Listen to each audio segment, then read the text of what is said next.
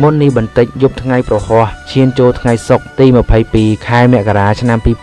2016សមាជិកស្នូលដ៏សំខាន់មួយរូបរបស់គណៈបកសម្ព័ន្ធដើម្បីប្រជាធិបតេយ្យគឺលោកសុកណងមានជំងឺធ្ងន់ធ្ងរទទួលការសង្គ្រោះបន្ទាន់នៅរាជធានីភ្នំពេញ